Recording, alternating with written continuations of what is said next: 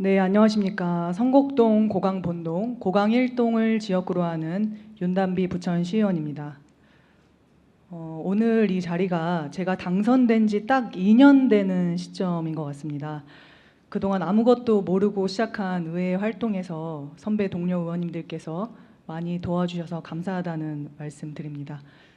그리고 자주 찾아뵙지는 못했지만 2년 동안 애써주신 최성훈 의장님과 안효식 부의장님께도 어깨 너머로 많이 보고 배웠다고 감사의 말씀 드리고 싶습니다. 오늘은 서면으로 질의를 하려고 하다가 구두로 말하는 것이 좀 더 효과적일 것 같아서 발언대에 올랐는데요. 다소 시간이 소요될 수도 있으니 편안하게 들어주시면 감사하겠습니다. 오늘 본 의원은 딱 1년 전 268회 본회의 시정질의에서 부천시 청소년법률지원센터 운영 방식의 개선을 지적했음에도 개선되지 않았고 이제는 센터 폐지로까지 결정된 상황에서 폐지 논의 과정과 그 대책은 무엇인지 말씀드리고자 합니다. 얼마 전 제 책상에 떡하니 이런 자료가 올라왔습니다. 이미 폐지가 결정된 부천시 청소년 법률지원센터의 페이퍼를 보면서 상당히 불쾌했습니다. 부천시 청소년 법률지원센터의 폐지와 관련된 일방적인 통보는 잘못된 수순입니다. 시의회에서는 아무런 논의 테이블조차 없었는데 왜 행정이 이토록 일방적인가 때문에 상당히 불쾌했습니다. 본 의원 또한 폐지를 논의하게 된 과정에 대해서는 잘 알고 있습니다. 제일 문제시 된 것이 민간 수탁기관에서 변호사를 채용하여 센터를 운영하면은 변호사법에 위반이 된다라는 논란 때문이었습니다. 이미 제가 2년여에 걸쳐서 집행부에 법률지원센터는 조례에 맞는 법률지원, 본연의 사업에 충실해라. 그리고 센터장의 역할에 대해 지적한 바가 있었습니다. 민간 수탁기관에서 채용한 그 센터장의 자리가 변호사법에 위반될 소지가 있으니 검토해달라고 집행부에 요청드린 적이 있습니다. 부천시 청소년법률지원센터는 전국 최초로 2014년 7월 법률지원을 통해 위기청소년의 무료 법률상담, 소송변호, 법률사무지원, 그리고 교화 및 재범 방지를 위해 설치되었습니다. 센터가 설치한 후에 시간이 지나면서 사업의 영역이 확장되었고 외부 강의 같은 비중이 넓어지고 법률 지원과는 밀접한 관련이 없는 학교폭력 예방 및 회복 프로그램 같은 교육 사업의 비중이 높아졌습니다. 행정사무감사에서 본 의원은 이런 지적을 했습니다. 이제 막 10여 년 차에 들어선 이 센터가 사업이 확장되면서 법률 지원 외에 학교폭력 예방 또 인권교육 같은 외부 사업이 확장된 것은 자연스러운 시간이 지나면서 자연스럽게 흘러갈 수 있는 수순일 수도 있다. 하지만 센터의 중심은 법률 지원이라는 그 역할을 지적한 바 있습니다. 이는 장기간 센터가 활동을 해오면서 사업의 영역을 확장한 당연한 결과물로서 보일 수도 있겠지만 현행 조례에 적합하지 않다 하더라도 논란의 소지는 있겠고 또 어떻게 보면 자연스러운 방향이라고도 어떤 측면에서는 해석했습니다. 참고로 이 센터의 변호사는 딱 한 명입니다. 한 명의 변호사가 법률 상담, 소송 대리, 센터 경영의 전반적인 것을 총괄하면서 이 센터는 운영을 해왔습니다. 그래서 작년부터 주장을 한 것이 시간이 지나면서 사업의 영역이 확장되는 것은 자연스러우니 그렇다면 민간 수탁 기관에서 변호사를 채용해 센터장의 자리를 주는 것은 변호사법 위반의 소지가 될 염려가 있으니 우리 집행부 차원에서 검토를 해달라. 변호사법에 위반되지 않도록 센터를 운영하는 방법을 모색해 보자고 간곡히 요청드렸습니다. 즉 센터장을 변호사로만 한정짓지 말되 법률 지원의 형태는 고문 변호사나 혹은 법률 자문단 같은 형태로 강화시켜서 법률과 관련된 법률 상담과 관련된 이 역할과 기능이 제대로 잘 운영될 수 있도록 조례 개정안을 제시한 바 있습니다. 하지만 작년까지만 해도 집행부는 센터장은 무조건 변호사여야 한다고 법률 지원단을 모집한다고 해도 제 발로 나서서 변호사가 지원해줄 TO는 없다고 난색을 표했습니다. 사실상 조례 개정을 거부하며 어렵다는 입장을 표시한 것이죠. 근데 이제 와서 뒤늦게 본 의원이 딱 1년 전에 작년 6월 1일 1년 전에 한 시정질의 조례 개정에는 충분한 검토 없이 지지부진 발뺌하는 태도를 보이다가 지난주 화요일 5월 28일에는 책상에 이런 자료가 떡하니 올라와져 있었습니다. 그 내용은 변호사법 위반 소지 대두에 따른 센터 운영의 문제점을 이제 와서 지적했습니다. 5월 24일 변호사협회 대한변협에서 최종 유권 해석 결과를 들이밀면서 민간단체의 변호사 고용은 변호사법에 위반된다는 사실을 이 페이퍼 안에 적시하고 있습니다. 그리고 폐지에 대한 타당성으로 제시한 것이 타 기관과의 업무 중복입니다. 예컨대 대한법률구조공단이라든지 또 경기도 법무담당관의 무료소송 지원, 인천지방법원의 무료소송 지원, 또 부천시 민원과의 무료법률 상담, 부천시 마을변호사 무료법률 상담 같은 이런 법률 구조 제도가 있다면서 그동안 센터를 대신할 수 있었던 사업들이 있었고 이 센터는 업무가 중복됐었던 기능이 있었다라고 이 부분을 문제를 삼았습니다. 그리고 부천교육지원청의 학교 밖 폭력 및 갈등 해결 전담 조직이 신설되기 때문에 앞으로 이 사업들이 이 센터의 역할을 대신할 수 있을 거다라는 이야기를 하면서 부천시 예산 문제로 변호사 채용보다는 외부 유사 제도를 활용하는 방안이 더 효율적이라는 의견도 이 페이퍼 안에는 담겨져 있습니다. 과연 저런 유사 기능을 하는 중앙기관들이 10년간 이어온 전국 최초로 생긴 부천시 청소년 법률지원센터의 취지와 그 역할을 오롯이 이어갈 수 있을지 의문이 들었습니다. 이미 결정은 다 해놓고 책상에 자료만 올려놓으면 다입니까? 행정의 편리를 위한 변명이다라는 생각을 했습니다. 자, 좋습니다. 원점으로 다시 돌아가서 생각해 보겠습니다. 센터를 운영하는 것이 타당하지 않다면 폐지할 수 있습니다. 하지만 본 의원이 문제 제기하고 싶은 것은 충분한 논의와 대안을 검토한 후에 그래도 방법이 없다면 폐지를 검토해 볼 수 있겠죠. 폐지 이전에 구체적인 대안을 집행부에서 제시를 했지만 그 대안도 마땅하지 않고 적절하지 않을 경우에 폐지를 논의하는 것은 합리적이라고 생각합니다. 기존의 센터를 폐지하면 그만큼의 서비스를 우리 부천시가 어떤 것을 제공해 주실 것인가? 그 대안은 있습니까? 부천시 청소년 법률지원센터의 위탁 계약 기간은 이번 주 일요일 6월 9일까지입니다. 위탁이 종료될 수는 있습니다. 하지만 위탁이 종료되었다고 해서 센터까지도 폐지되어야 합니까? 그 센터 폐지의 논의에 관한 사항을 이런 페이퍼 몇 장짜리로 의원들 자리에다 올려놓는다는 것이 말이 됩니까? 대안을 모색해보고 그래도 어쩔 수 없이 폐지가 낫다라고 다수의 의견이 합의가 되면 그때서 폐지라는 단어를 꺼낼 수는 있겠죠. 이러한 일방적인 논의는 전혀 합리적이지가 않습니다. 집행부와 의회 그리고 실제 사업을 운영하는 수탁기관 그곳을 이용하는 청소년 학부모 그런 논의는 상식 수준에서 기본적으로 선행되어야 한다고 생각합니다. 어떻게 위수탁 계약 기간이 종료가 되었다고 향후 계획에 써놓은 게 6월 9일자로 센터 폐지입니까?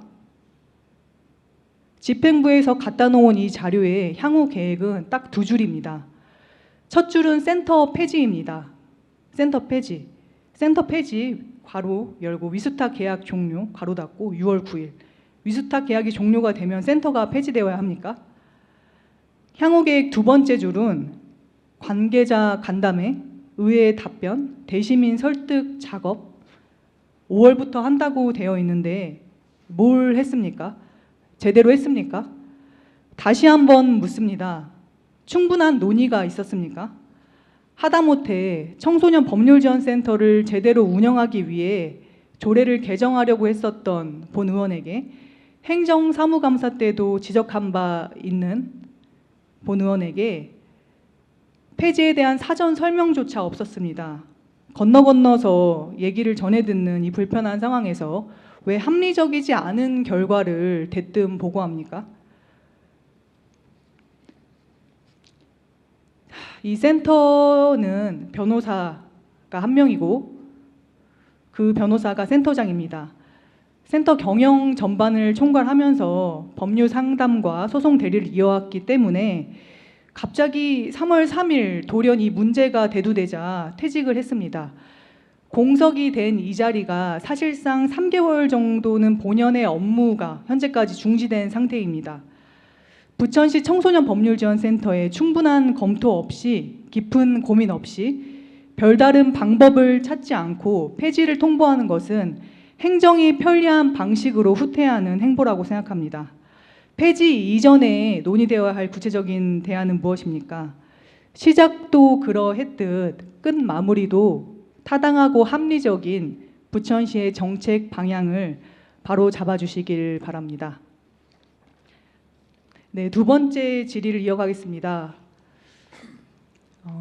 저희 동네에 광명서울 민자 고속도로 동부천 IC 사업 예정지 내 작동 야산에 위치한 곳에 신생옹주묘라는 것이 방치되어 있습니다. 왕손의 자녀인데요. 이 왕손의 자녀들의 묘역은 당시의 시대상을 보여주는 좋은 역사적 사료라고 생각합니다. 특히 저희 부천은 작동산과 지향산 일대를 중심으로 옹주들의 묘가 집중적으로 분포가 되어 있습니다. 현재까지 확인된 옹주들의 묘는 민자방 경숙 옹주묘, 황임점 화유 옹주의 묘, 또 신생 옹주의 묘가 있는데 특히 신생 옹주의 묘는 전국적으로 몇 안 되는 묘비라는 것을 공부를 했습니다. 그래서 본 의원이 지난 2월 문화예술과 집행부를 만나서 신생 옹주묘의 보존과 관리를 부탁드렸습니다. 왜냐하면 동부천 IC 공사가 시작되기 전에 신생 옹주 묘에 대한 조치가 시급해 보였기 때문입니다.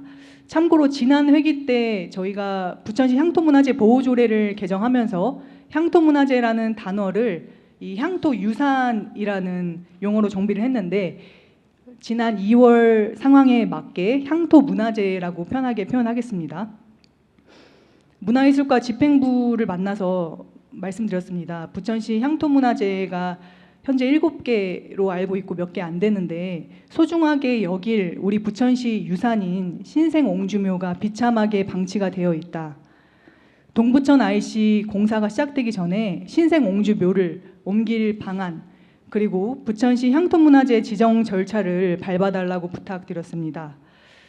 집행부에서는 그렇게 되면은 공사에 차질을 빚지 않을까 고려해야 한다는 말씀을 덧붙이셔서 이것이 동부천 IC 공사에 차질을 주기보다는 오히려 차질 없이 진행되도록 미리 이장을 시키고 조치가 취해져야 하는 부분이라고 몇 없는 부천의 귀한 유산이기 때문에 또 학계에서는 확실시 되는 선조의 딸인 비석이라고 보기 때문에 보존하고 관리해야 하는 가치가 있지 않겠냐고 언급하였습니다. 근데 공무직에 있는 하계사님은 역사적 사료에 대한 반증을 하면서 저 묘비가 실제 신생옹주의 묘인지 알 수 없다라는 의문을 품기도 하였습니다. 하계사의 역할이 무엇입니까? 그냥 공무원은 아닙니다. 이 지자체의 하계사는 우리 지역의 역사와 문화재에 대한 충분한 탐구를 하고 부천의 문화재를 발굴하고 문화재 행정을 책임지는 전문가 아닙니까? 한국향토문화대전에도 신생옹주묘에 대한 정보는 기재되어 있습니다. 역사적 사료에 대한 진실 공방은 저 같은 시의원이나 우리 공무원들이 할 역할은 아닌 것 같다라고도 말씀드렸습니다. 그렇게 의문이 들면 부천시가 문화재청에 의뢰를 해서 검증을 받자. 그리고 적어도 최소한의 조치는 취해야 하는 거 아니냐. 공사가 시작되면 파묘가 될지도 모르는 걸 방치해두어서는 안 된다고 했습니다. 그리고 부천시 향토문화재로 지정이 되기 위해서면 심의위원회 차원에서 다시 안건으로 올려서 심사해보면 되지 않겠냐고 요청하였습니다. 몇 달이 지났고 지난 2월에 제가 요청을 드렸어서 제가 어제 작동 야산의 현장에 실제로 다시 가봤습니다. 여전히 방치된 상태로 너무나 초라하게 신생옹주 묘는 놓여져 있었습니다. 이대로 방치해 두실 겁니까? 신생옹주 묘의 비석 부근에는 동부천 IC 공사 지점 표식을 말해주는 깃발이 사방에 꽂혀져 있습니다. 사진에서 보시는 바와 같이 사람이 드나들지 않는 야산의 숲을 속에서 신생 옹주묘가 있습니다. 훼손과 방치가 심각합니다. 2002년 동아일보 기사에서도 부천에 방치된 옹주묘를 지적한 바 있습니다. 최근 언론에서도 부천의 향토사 관리가 허술하다는 비난을 받았습니다. 오랜 시간 외면했지만 다시금 드러난 문화도시 부천의 부끄러운 민낯인 것 같습니다. 참고로 2021년 부천의 향토문화재를 심의할 당시에는 당시 심의위원들께서 신생 옹주묘를 향토문화재로 등록하면 공사에 불편을 줄 것이기 때문에 차후에 등록하되 이장할 곳이나 보존할 곳을 찾아서 향토문화재로 필히 등록해야 한다는 의견이 있었습니다. 박물관에 옮겨놓든 적합한 곳에 보존을 하든 더 이상 방치하기에는 시간이 많이 지난 것 같습니다. 왜 저렇게 방치하고 계십니까? 관리를 안 하시고. 역사적 사료로 기록된 신생 옹주의 묘표가 존재하고 그것의 검증 절차를 부천시 문화예술과가 나서서 해주시길 바랍니다. 동부천 IC 공사가 시작되기 이전에 살아있는 역사 유물을 훼손된 채로 사장시키기 마시길 바랍니다. 부천시 향토유산으로 지정한다고 해서 이 문제가 끝나는 것은 아니라고 생각합니다. 보존뿐만 아니라 부천의 새로운 스토리를 만들어내고 발굴해야 합니다. 문화유산은 특성상 한번 훼손되면 복구가 어려운 만큼 부천 시사적 의미가 있는 유산들을 활용하고 또 그것을 진흥할 방법을 찾아야 합니다. 보존뿐 아니라 문화유산에 맞는 부천시 문화도시에 걸맞는 스토리와 역사를 연구하고 시민들에게 알려주십시오. 지금이라도 자그마한 실천부터 시작하면 우리 부천의 소중한 향토 문화와 역사를 지킬 수 있다고 희망적으로 봅니다. 부천이 인구 감소로 고민이 많습니다. 하지만 부천을 떠나가더라도 다시 고향을 찾게 되는 사람들이 있습니다. 그것은 부천시의 애정을 가지고 부천의 문화와 역사를 향유했던 그 애양심이 지대한 영향을 미친다고 본 시정지리를 준비하면서 다시금 생각하게 되었습니다. 문화도시 부천에 대한 인식 변화가 강조되는 시점인 것 같다는 생각을 하면서 시정지리를 마칩니다. 감사합니다.